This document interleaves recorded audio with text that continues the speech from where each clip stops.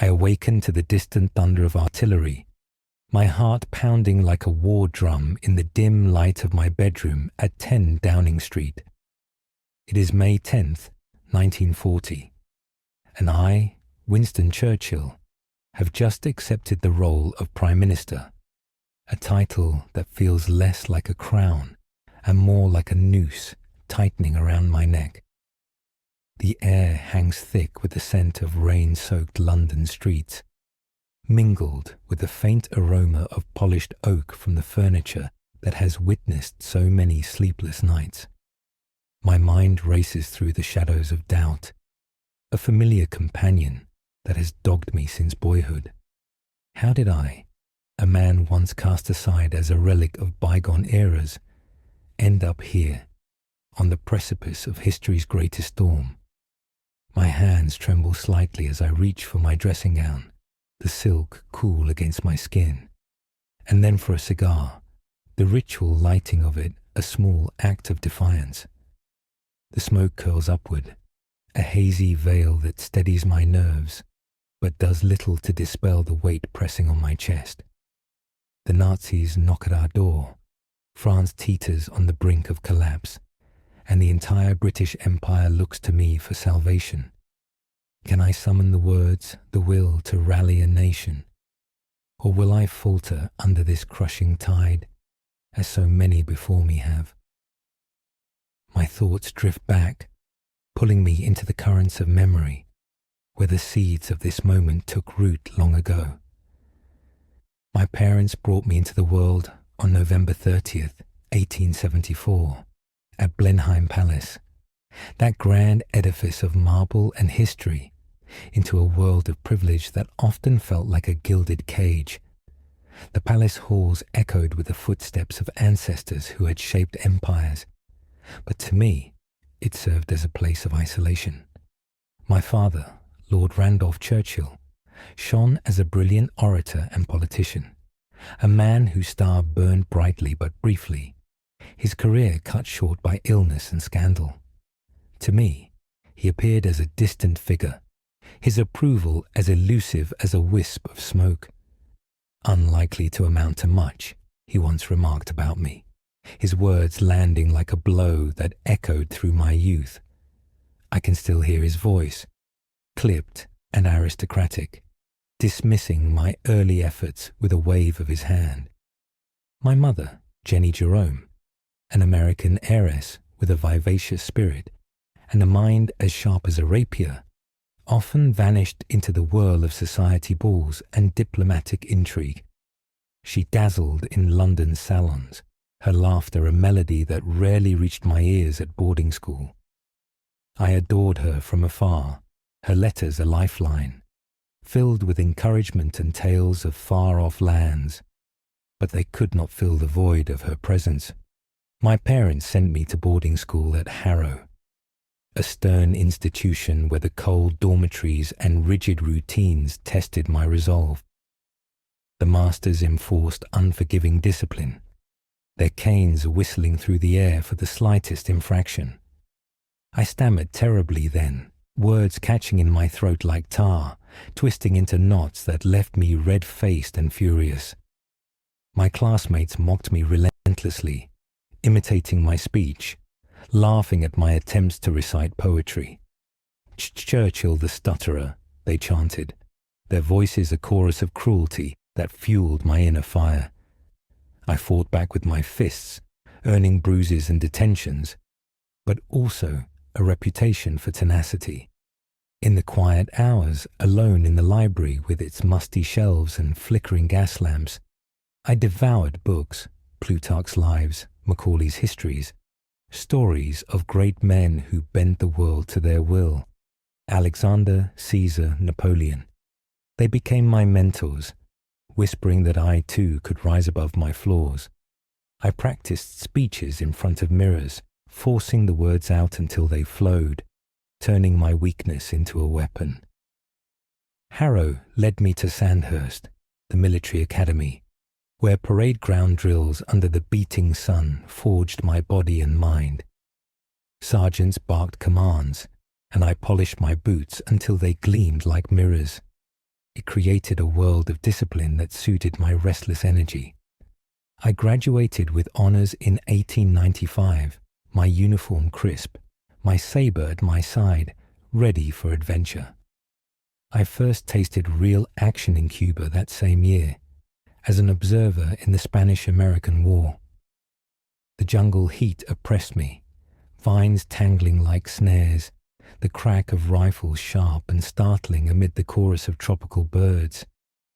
I felt alive in a way I never had before, the danger a thrill that quickened my pulse. There I began writing dispatches for newspapers, my pen capturing the chaos with vivid strokes, turning battles into narratives that gripped readers back home. The Boer War in 1899 truly tested my mettle and shaped the man I would become. I sailed to South Africa as a correspondent for the Morning Post, the sea voyage long and monotonous, waves crashing against the hull like omens. The landscape stretched vast and unforgiving, endless velds under a merciless sun, the air filled with the acrid smell of gunpowder and the distant boom of cannons. I charged into battle at Spyenkoop, mounted on horseback, bullets whistling past like angry hornets, the ground trembling under hooves. The Boers captured me during a train ambush, marching me to a prison camp in Pretoria, irons chafing my wrists, guards' jeers ringing in my ears like curses. The cell felt damp and cramped, nights endless, echoing with the snores of fellow prisoners and the occasional cry of a guard dog. Escape became my obsession. I plotted in whispers, memorizing patrols, my mind a map of shadows and risks. One moonless night, I scaled the wall, fingers scraping raw on the rough stone, dropping into the unknown with my heart hammering like a forge. I hid in a coal train, soot blackening my face and clothes, evading search parties for days, hunger gnawing at my belly like a beast. Freedom tasted sweeter than any victory. Headlines, Churchill escapes, propelled me into Parliament at the tender age of 26, my name on everyone's lips. Politics presented a different battlefield, one where I forged alliances and faced betrayals in every shadowed corridor of Westminster. I entered as a Conservative, my father's party. But in 1904, I crossed the floor to the Liberals, earning enemies who branded me a turncoat and opportunist. Debates in the House of Commons raged fiercely, the air heavy with tobacco smoke and rhetoric, my voice rising above the fray. As president of the Board of Trade from 1908, I pushed reforms that stirred the pot of class warfare, unemployment insurance, minimum wages, labor exchanges, measures that helped the working man but ruffled the feathers of the elite. The opposition howled, but I relished the fight, my speeches a blend of wit and thunder. Marriage to Clementine Hosier that same year formed my greatest alliance. We met at a dinner party, her eyes sparkling like diamonds in the candlelight, her conversation as sharp as my own. Our wedding at St. Margaret's unfolded simply yet profoundly, the church filled with the scent of lilies and the murmur of well-wishers, her hand steady in mine as we exchanged vows. She became my anchor, her letters during separations a spell against loneliness. Children followed, Diana in 1909, Randolph in 1911, Sarah in 1914, Marigold in 1918, and Mary in 1922, each a joy that brightened my days. But tragedy struck when Marigold died from septicemia at age 2, her tiny hand slipping from mine, a wound that never fully healed, deepening the shadows of my black dog. The Great War of 1914 brought both glory and ruin. As First Lord of the Admiralty, I threw myself into preparations, my office a hive of activity with maps pinned to walls and models of dreadnoughts on tables. the clack of typewriters constant as the tide. I pushed for innovation, tanks, aviation, but Gallipoli became my undoing. I envisioned a daring strike through the Dardanelles to knock out the Ottomans and open a path to Russia, a shortcut to victory. Admirals discussed the plan in smoke-filled rooms, nodding approval, but execution faltered disastrously. Ships struck mines in the narrow straits, exploding in fiery blooms that lit the night sky, men storming beaches under withering machine gun fire, waves turning red with blood and foam. I paced my office in Whitehall, telegrams piling up like accusations, the screams of the dying haunting my nightmares, as if I stood on those rocky shores. The public blamed me for the catastrophe, and I resigned in disgrace in 1915, my career in tatters, the press hounding me like wolves. Exiled from power, I volunteered for the front in France, commanding the 6th Royal Scots Fusiliers on the Western Front. The trenches formed a hellish labyrinth, mud sucking at my boots up to the knees, rats scurrying in the shadows, the stench of decay and cordite hanging heavy in the air. Shells whistled overhead like banshees, exploding in geysers of earth and shrapnel, sending men screaming into the wire. I led patrols into no man's land under cover of darkness, the ground cratered and treacherous, fear a cold knot in my gut that I masked with bravado. My men respected me for sharing their hardships, but the black dog prowled closer, its whispers of failure louder in the lulls between bombardments. I sketched the devastation in my notebook, the charcoal lines a therapy, and wrote letters to Clementine, pouring out my soul to keep the darkness at bay. The interwar years marked my wilderness, a time of exile from the centres of power. I returned to Parliament as a backbencher, my warnings about Bolshevism in Russia and the rising threat of Hitler in Germany falling on deaf ears. Warmonger, they muttered in the corridors, as I retreated to Chartwell, my beloved Kent estate. There I found solace in the gardens, building walls and ponds with my own hands, the mortar and dirt grounding me. I painted landscapes, the colours vivid on the canvas, the brushstrokes a release from the grey fog of depression. Books flowed from my pen, multi-volume histories like The World Crisis and biographies, earning me a Nobel Prize in Literature in 1953, a vindication of my words. But the black dog persisted.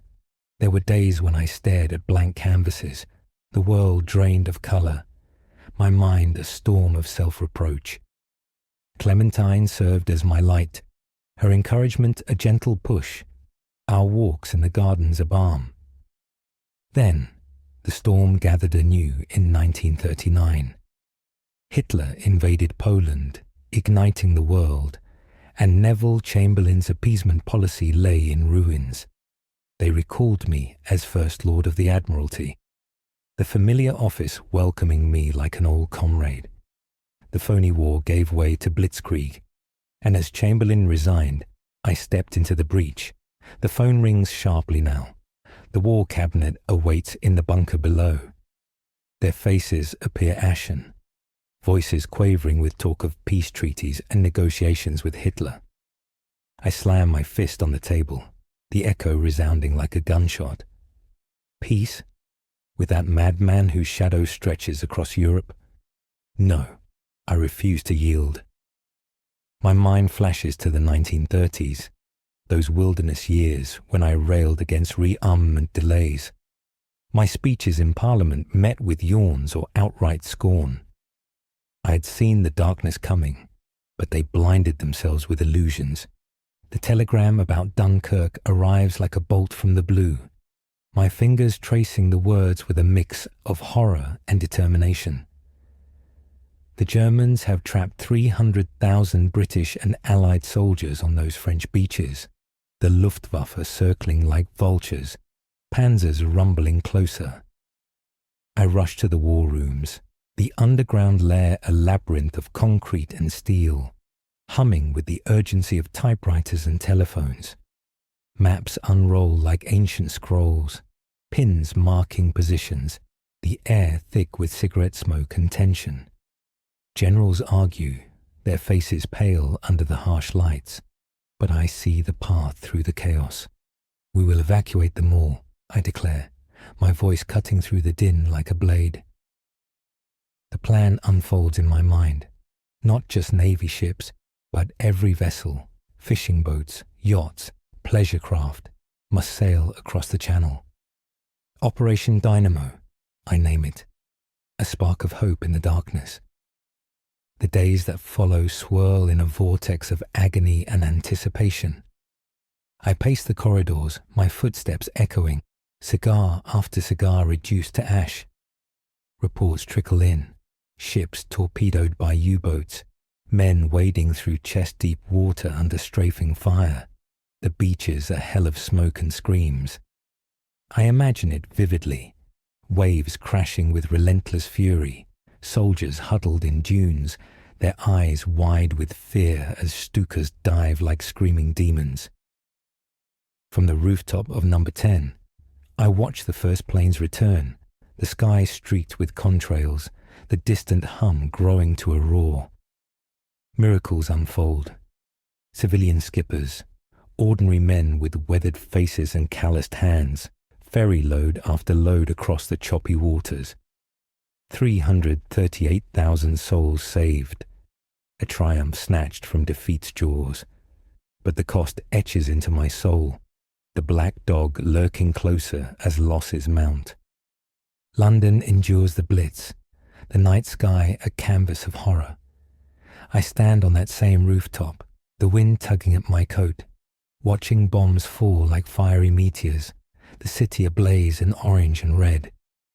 The Thames reflects the inferno, sirens wailing like banshees, the ground shaking with each impact. From below, the screams of civilians rise, a chorus of suffering that pierces my heart. Yet I remain defiant. My broadcasts a lifeline over the BBC. We shall fight on the beaches. We shall fight on the landing grounds. We shall fight in the fields and in the streets. We shall fight in the hills. We shall never surrender. The words flow from me, honed from years of practice, each syllable a weapon against despair. Tehran in 1943 becomes another crossroads, a gathering of titans where the fate of the world hangs in balance. I fly to Persia, the plane buffeted by turbulence over the Mediterranean, my stomach churning as much from the journey as the stakes. Meeting Stalin and Roosevelt, the air in the conference room thickens with suspicion and cigar smoke, mine and Stalin's mingling like rival forces. Stalin's eyes narrow to cold slits, his smile a predator's mask, his demands for a second front unyielding. Roosevelt's charm veils his frailty, his wheelchair a silent testament to his own battles. We haggle over maps, dividing spheres of influence. My mind a whirlwind of strategy and diplomacy. A heart attack strikes me there, pain lancing through my chest like a dagger in the dead of night. I gasp, clutching my side, the room spinning. But I conceal it from all but my doctor, brandy my secret elixir to press on. The agreements forged, on D-Day, on post-war Europe, feel like fragile spells against the chaos. Victory arrives in 1945, the unconditional surrender of Germany on May 8th, a crescendo of relief. Bells ring across London, crowds surge in the streets, their cheers a symphony that lifts my spirit. I wave from the balcony of Buckingham Palace, the sea of faces below a testament to our endurance. But the election that follows delivers a cruel irony. The people I led through hell turn me out, favouring Attlee's Labour promises of peace and welfare. The defeat stings like salt in a wound, my resignation a bitter pill. Retired to Chartwell, I immerse myself in painting, the canvas absorbing my frustrations, the vibrant colors a counter to the grey fog of depression. My memoirs, The Second World War, pour from me in 6 volumes, a narrative of strategy and sacrifice that earns me the Nobel Prize in Literature in 1953, a vindication of my words over my actions. I returned to power in 1951, serving as Prime Minister until 1955, navigating the Cold War's chill and the Empire's twilight. Knighthood, honours, a state funeral planned in advance. It all feels like echoes of a life fully lived. But the black dog never fully leaves. It lurks in quiet moments, reminding me of Gallipoli's ghosts, of Marigold's loss. Yet I endure, my legacy a beacon for those who face their own storms. From the stammering boy my father dismissed to the wartime titan who defied Hitler, I bent history's arc through sheer will. The echoes of my life resound. What storms shape you, I wonder, as the final curtain falls?